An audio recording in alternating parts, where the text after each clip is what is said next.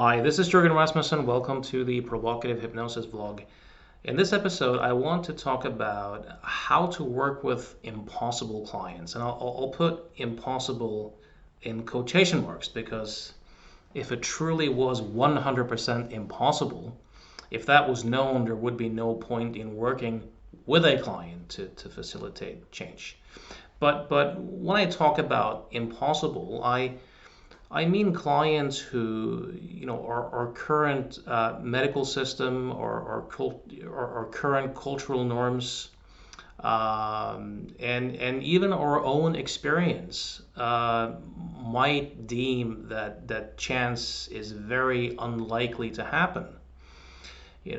How can we ethically attempt to help such people? So let me give you a few examples of this and some reflections, because I do think this is a very important topic that is under discussed and often discussed in a way that's very unnuanced. So many years ago, I saw a client, a woman, for a pretty minor issue.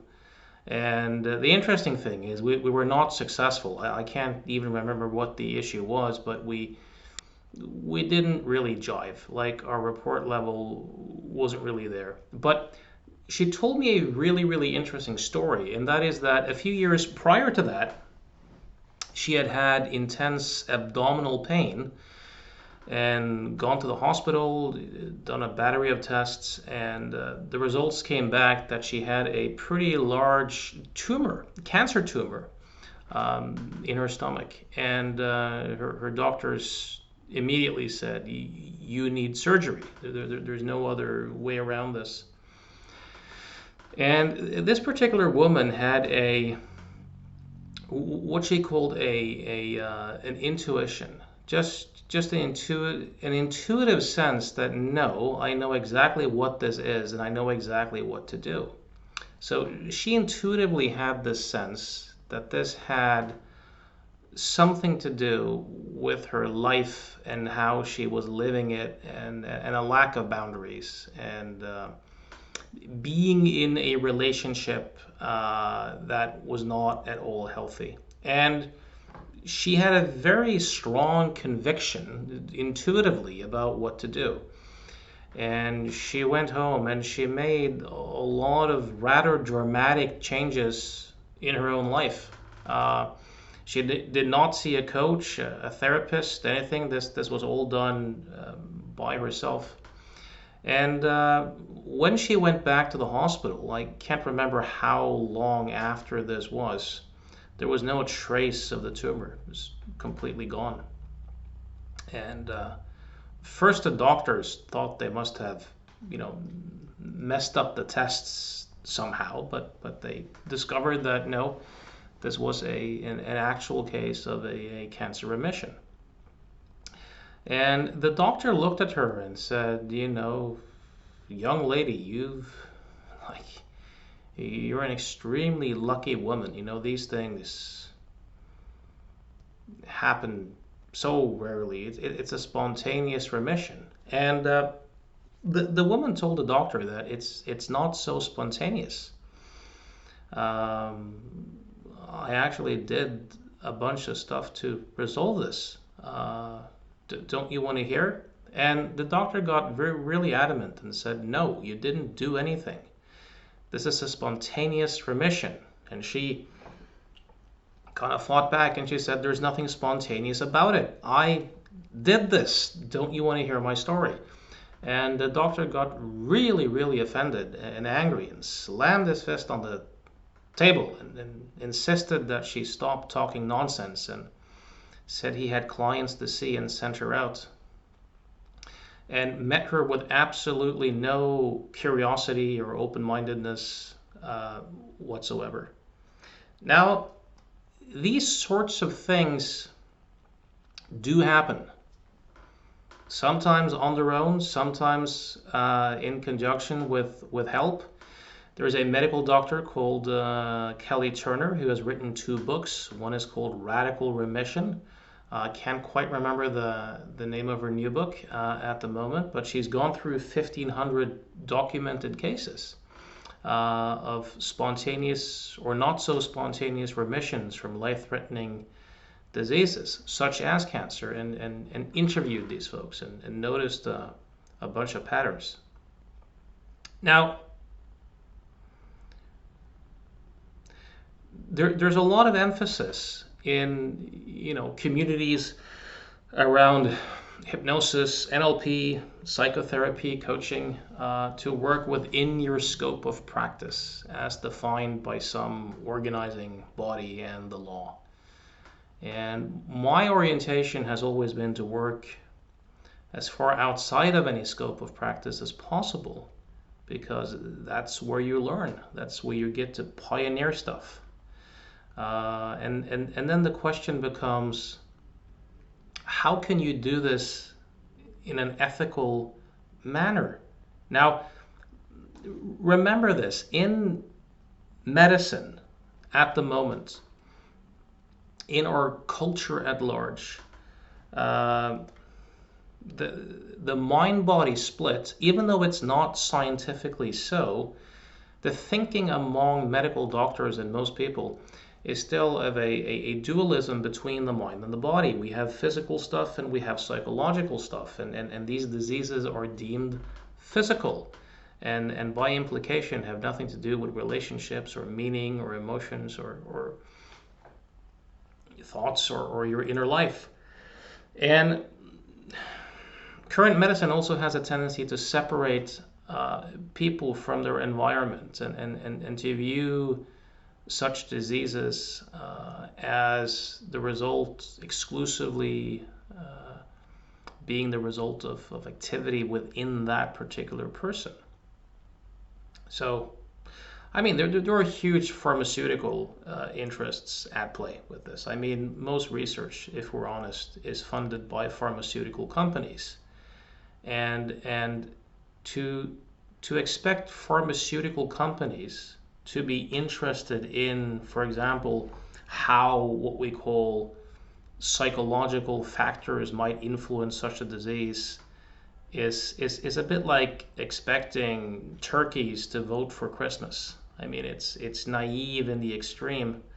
Now, not only is it completely dominated by pharmaceutical interests, but it's dominated by guild interests and the identities of the physicians and the particular worldview, the very materialistic, dualistic worldview that they have, and the identity that's so often fused with that particular worldview and of being an expert, that you so often get examples such as the angry doctor who shows no curiosity, no playfulness, paradoxically, no scientific inclination, meaning a quest for truth and curiosity, the very values that are supposed to be behind the scientific enterprise. And he probably considers himself a scientist in not even being willing to hear her out. So, how do we navigate this?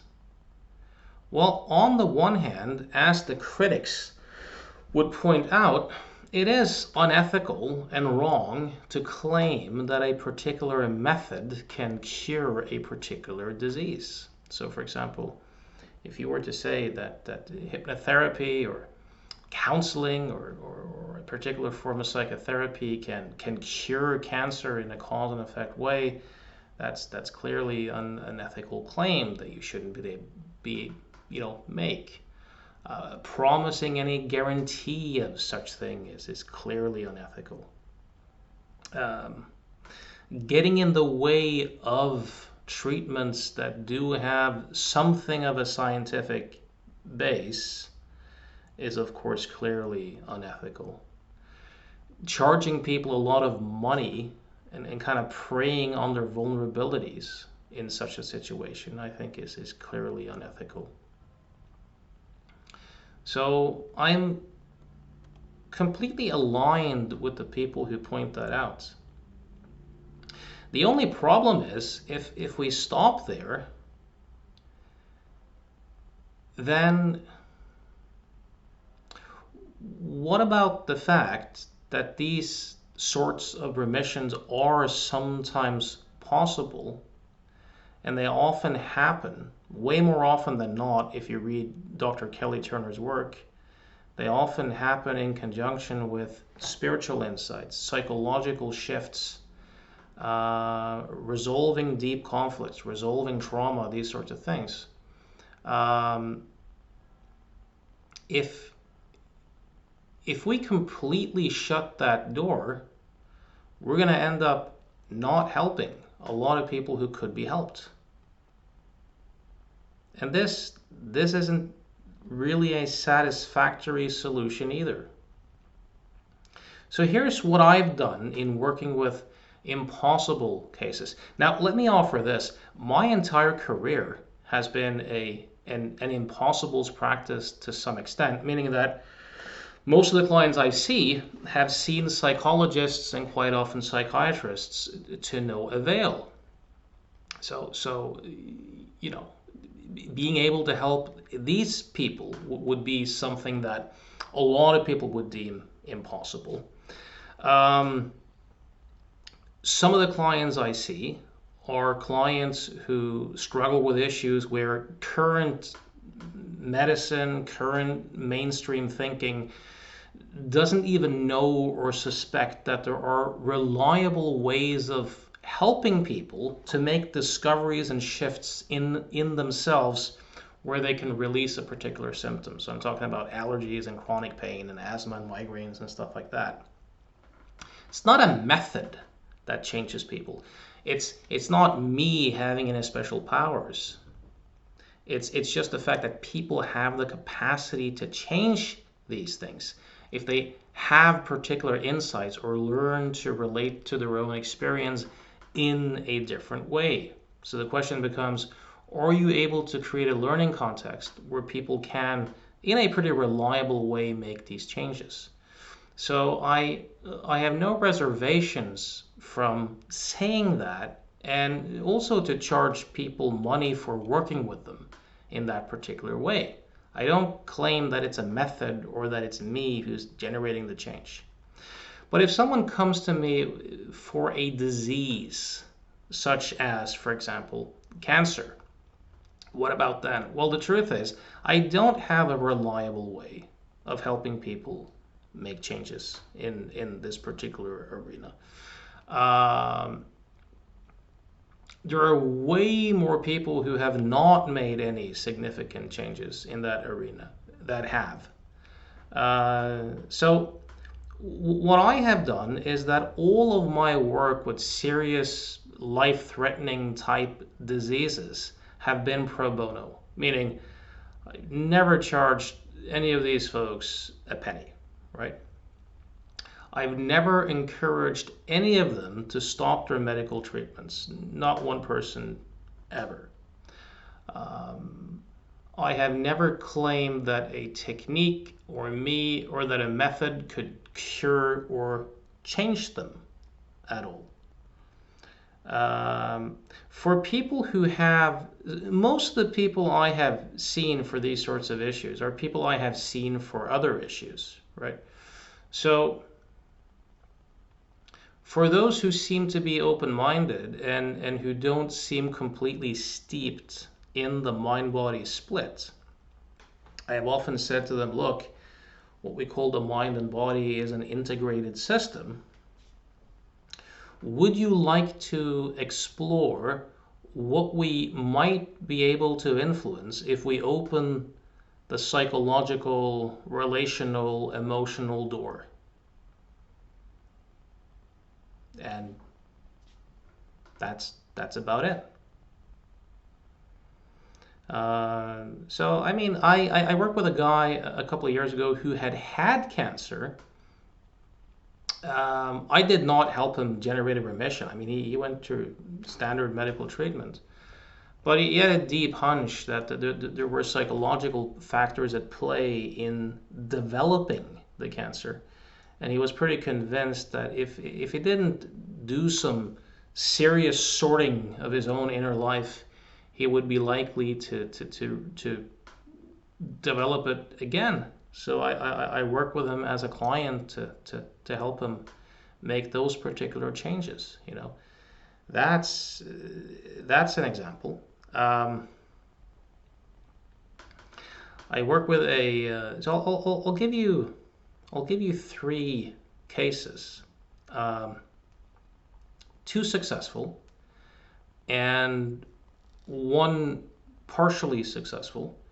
And even this is skewed because the reality is way, way, way more of these cases are not successful than even slightly successful. But here we go.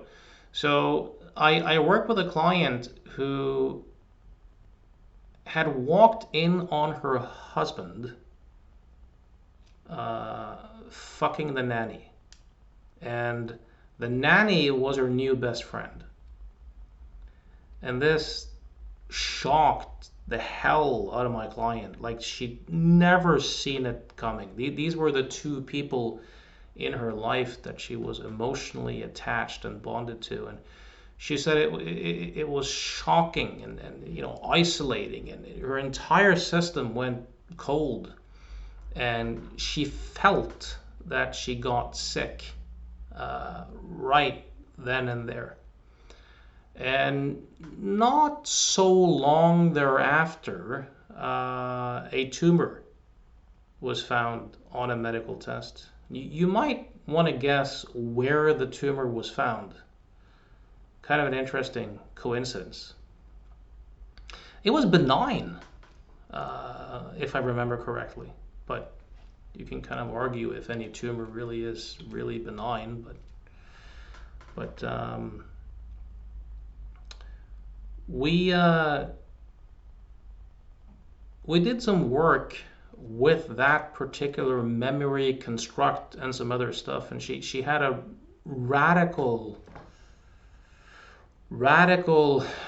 emotional, psychological, physiological shift.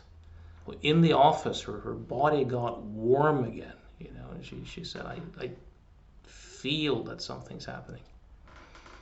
And when she went back and took a test, the tumor was gone. Now, am I claiming that I made this happen? Or that a particular method made this happen? No, not at all. This is something that happened within that particular client. Could this be a complete coincidence? Yes. Could it be two things happening simultaneously that are not connected? Yes. That is possible. Could there be some correlation between the work that we did and that particular change? Yes. That is also possible. Would it be ethical to not open that door at all in such an instance? Where's the good sense in that? Now, I had a woman ask me many years ago if I could work with her father, and the next two cases I share, I've shared in my first book, Provocative Hypnosis, if you want to read about them in a little bit of detail. But she asked me if I wanted to work with her father, and her father had a big brain tumor, and that was growing pretty fast. And she wondered if I could help. And she said that he had lost a lot of his memory capacities, meaning that he could no longer read a comic, which he usually enjoyed doing, and he could not really anymore have a conversation because he'd forget where he was and what you said, and he essentially didn't really have any much short-term memory or attention span. So would I work with her father, and could I help him? Now, logically, the answer is no. I mean, what on earth could you do for such a person? They don't really have an attention span, the brain tumor, right? So I said, Probably not, but that's the reason to do it, right? Because it didn't charge them a penny, right? This is all pro bono. It didn't interfere with any treatment, but I said, look, maybe we can discover something.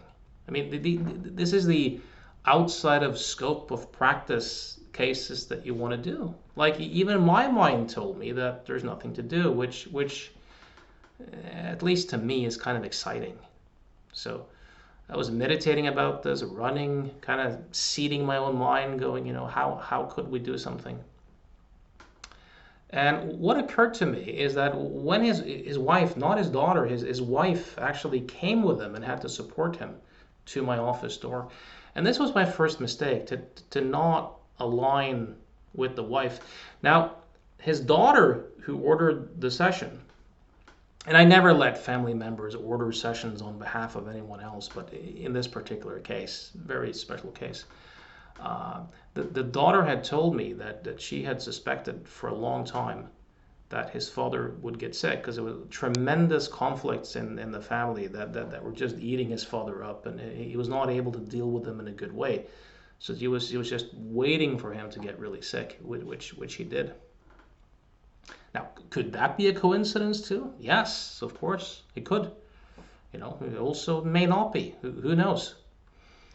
So, but I did not have a conversation with the wife. So she and I didn't know if we were aligned at all, right? So I met the husband at the door, and I stuck out my hand to do a handshake. And of course, he did the same because that's social protocol, right? And I did, for those of you who have a hypnosis background, I did a handshake interrupt. And his hand ended up extended in midair. And I said I wanted to speak to his unconscious mind directly. And we set up involuntary signals. Now, is there such a thing as an unconscious mind? I mean, these are all, I've made other videos on this, so I'm not going to go into that whole thing. But I played out that framework to the max. And I got clear signals for yes and no that were completely involuntary. And I presupposed that his inner mind had a positive intention in generating the cancer. And was this the case? And I got a yes. And I asked if the inner mind could find other ways that were just as effective in obtaining those benefits, but which also corresponded with the prime directive of the unconscious mind, which is to protect the body, to protect the organism. Of course, this is just something I made up, that there is such a prime directive, right? Got a yes again. And did a deal with him where his inner mind said it could make the brain tumor go away and could return him to health. And he came out of the experience and he asked, who are you, right? So this, I think, qualifies as the weirdest client experience I've ever had in my entire life. Sent him home.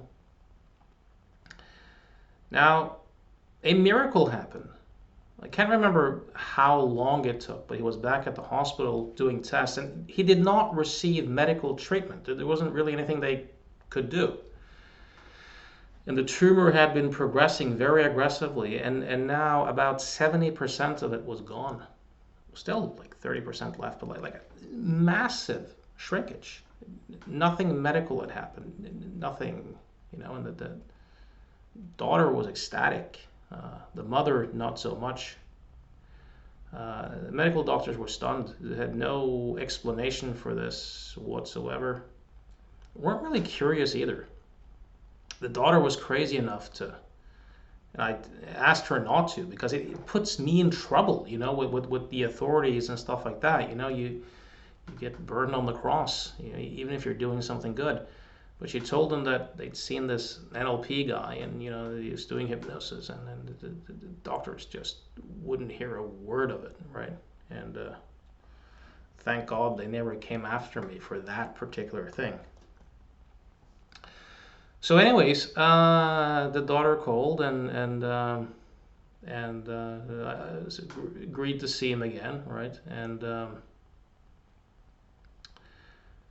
wife came back with him. She did not seem happy about this at all. And I sometimes have a hunch. Lawrence LaShawn, who used to do a lot of work with cancer clients, he said that sometimes cancer can be a socially acceptable way of escaping the burden of life. So politically incorrect to say such a thing, right? But I kind of suspect that it was the case in this particular. And this time his signals were really unclear, didn't really able to establish good communication, could not get a deal on anything. Sent him home. His wife did not return my calls, did not book any additional appointments. Pro bono, I mean everything. And his cancer grew back and he died. Now, am I claiming that I made any of this happen? No. Am I claiming that hypnosis or hypnotherapy or NLP? No. Am I claiming a cause and effect relationship? No. Could it be a complete coincidence? Yes. Might there be some relationship between what we did and yeah. I'm inclined to think that it was. So how do you navigate? I remember I worked with a guy, and I don't know if this was real epilepsy or what you called pseudo-epileptic seizures, because I didn't have the distinction at the time. This was back in the year 2000. I worked with a guy for some minor stuff, which was successful, and he mentioned that he had epilepsy, and he had a lot of epileptic seizures, and couldn't drive and all sorts of stuff, and I offered to do work with him for free with hypnosis, and he accepted. It was an extremely highly hypnotizable client, like just profound. So we did some regression work and stuff like that, and he had complete amnesia for the entire session, when he walked outside the office, and I didn't hear from him. And I bumped into him at a restaurant a year later, and I asked him, how's the epilepsy? And he looked at me in a really weird way. Like, he said, did I tell you about my epilepsy? And I didn't really answer his question because I sensed not to. And he also asked if I did hypnosis. I can't quite remember but it became very clear that he had no recollection that he had told me about it, nor that we had worked on it or even done hypnosis. And he said that the epilepsy strangely had disappeared about a year ago and never came back. And I had enough sense to not push it. I sometimes wonder if this may be one of the reasons how Milton Erickson, emphasized amnesia so much in his hypnotic work. Perhaps many of the changes at that time were so outside of the box and so socially unacceptable that it was easier for some people to make those changes without being harassed by, family members and spouses and doctors, where the changes would challenge their worldview too much. If you ever want to see people get really weird, do this type of work. So there's this assumption that everyone wants help and that everyone wants to help. And this is quite frankly just not true. We human beings are a weird mixed bag of intentions and motivations and competing commitments. Many, many years ago, I worked with a magazine and I helped a woman stop smoking who had smoked for 38 years. And as a result of that, she was able to have a surgery that she needed to have that she couldn't have as a smoker. And it was this cover story in this magazine. And they contacted me and they said, we'd like to do another case like that. And I said, why do smoking? I mean, everyone knows someone who's quit smoking through hypnosis. Let's do something cool. Let's do allergies. So I got I got 2 allergy clients who were pretty severe. And I said to them, you have to select them, but I have to talk to them and establish that I believe I can help them. So that has to be the criteria, because if I select them, the skeptics will say that I just paid someone off. So you have to select them, but I have to give the thumbs up. And they thought that was great. I was lucky. I was damn lucky to get 2 out of 2. Good, very successful. Like, all the allergies cleared. Guess what? Article never got published. Created so much conflict, so much anger, so much, and the journalist who was doing it, I mean,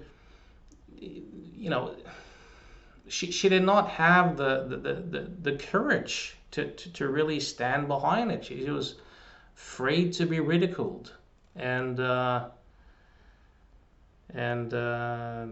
they never published the article. And they went bankrupt, and I tried to get both mainstream media to do this article, and no one ever would. No one ever would. Isn't that fascinating? I've had people who have made progress when they shouldn't, and their spouse has threatened to leave them if they don't discontinue seeing me. This is true. This is real life, behind the political correctness, behind all the cliches, behind all the... I remember I worked with a woman, this was also back in the year 2000. She was a dream client. She was depressed, panic attacks, phobias, pain, smoking. One of those very easy to work with who released the whole enchilada, right?